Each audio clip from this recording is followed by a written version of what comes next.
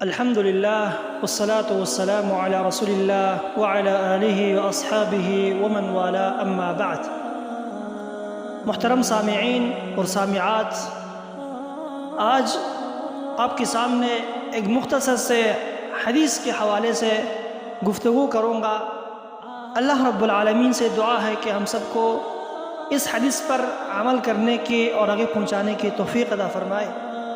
اللہ کے رسول صلی اللہ علیہ وسلم ہمیں فتنوں سے بچانے کے لیے ایک اسباب بیان فرمایا، یعنی اللہ رب العالمین نے بیان فرمایا کہ من جاء بالحسنۃ فلہ عشر امثالها، کہ دین کی ذمہ داری، ایمان کی ذمہ داری تمہارے اوپر ہے انسان، یعنی رزق کا ذمہ داری اللہ رب العالمین نے اپنے ذمے میں لے لیا ہے، اور دین کا حفاظت وہ انسان کے اوپر ہے کہ من جاء بالحسنۃ فلہ عشر امثالها، جس نے اپنے دین کو، ایمان کو بچا کر اللہ رب العالمین کے پاس ایک نیکی لے کر آیا، اس ایک نیکی کو 10 نیکی برابر کر کے اللہ رب العالمین دے دیتے۔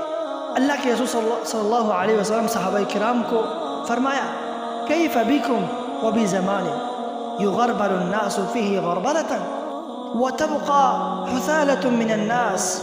اللہ کے رسول صلی اللہ علیہ وسلم نے صحابہ کرام کے سامنے بیان فرمایا، اے میرے صحابہ، کیا حالت ہوگا کہ ایک ایسا وقت، ایک ایسا زمانہ آئیں گے تمہارے اوپر، ایک ایسا زمانہ آئیں گے کہ یوشک ان یأتی یغربل الناس فی غربۃ، کہ اس زمانے کے اندر ایسے فتنے آئیں گے، ان فتنوں کے اندر لوگوں کو چانا جائے گا، لوگوں کو چانا جائے گا۔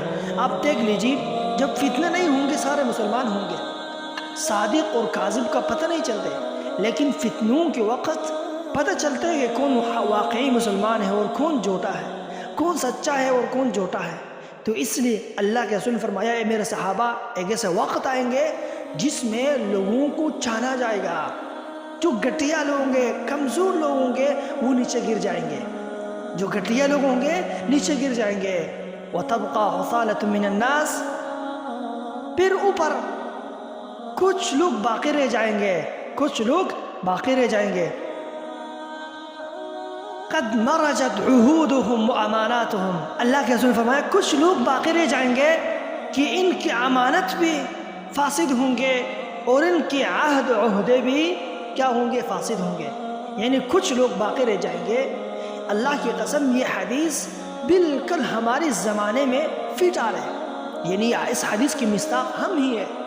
آپ بتائیں، کیا اس زمانے کے اندر کوئی ایسے مسلمان ہے کہ جس کی امانت میں خیانت نہ ہو، جس کا عہد، جس کا وعدہ پورا ہو؟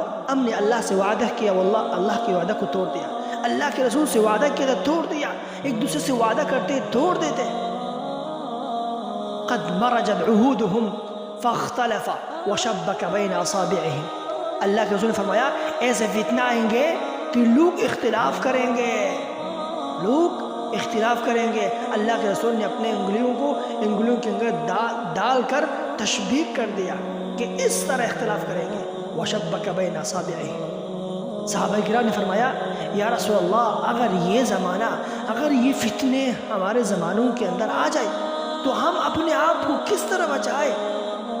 کیف بنا یا رسول اللہ، اے اللہ کے رسول، پھر ہم کیا کریں؟ کس طرح ہم اپنے آپ کو ان فتنوں سے بچائے؟ اللہ اکبر۔ اللہ کے رسول صلی اللہ علیہ وسلم نے پھر علاج بتایا کہ میرے صحابہ، تم نے 4 کام کرنے ہوں گے، پھر تم اگر چاہتے ہو کہ فتنوں سے بچو، پھر تم نے 4 کام کرنے ہیں۔ وہ کیا ہے؟ تأخذون بما تعرفون، جن چیزوں کا تمہیں علم ہے کہ 100% یقینی ہے، اسے لے لو۔ وتضعون ما تنکرون، جن چیزوں کا تمہیں معلوم نہیں ہے کہ یہ حقیقت ہے، یہ 100% یقینی نہیں ہے، تجھے یقین معلوم نہیں ہے، اسے چھوڑ دو۔ وتضعون ما تنکرون، منکرات کو ترک کرو۔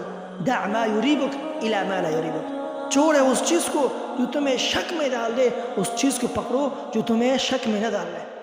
وتقبلون علی خاصتکم، تیسرا چیز بیان فرمایا، اپنے علماء سے تعلقات کو جوڑو، اپنے علماء سے اپنے رابطے کو مضبوط کرو۔ وتقبلون علی خاصتکم، اور چوتھا چیز، وتذرون امر عوامکم، لوگوں کے معاملات کو چھوڑ دے، لوگوں کے پیچھے مت بنو، لوگوں کا دم مت بنا کرو۔ اس لیے اللہ کے رسول نے فرمایا چاہتے ہو مسلمان ہو، تمہارے اندر ایمان ہے، تم اپنے آپ کو چاہتے ہو کہ اس فتنوں سے بچاؤ، تم 4 کام کرنے ہیں۔ ان 4 کاموں کو، ان 4 اسباب کو ہر آدمی پر لازم ہے کہ اپنے دل کے صفحے میں اس کو لکھ دے، اس کو محفوظ کرے۔ 4 کام کرنے، پھر تم اس فتنوں سے بچو گے۔ 4 کام کے علاوہ انسان اس فتنوں سے نہیں بچ سکتے۔ اللہ تعالیٰ سے دعا ہے کہ ہم سب کو اس حدیث پر عمل کرنے کے اور اس کو آگے پہنچانے کے توفیق عطا فرمائے۔ جزاکم اللہ خیر۔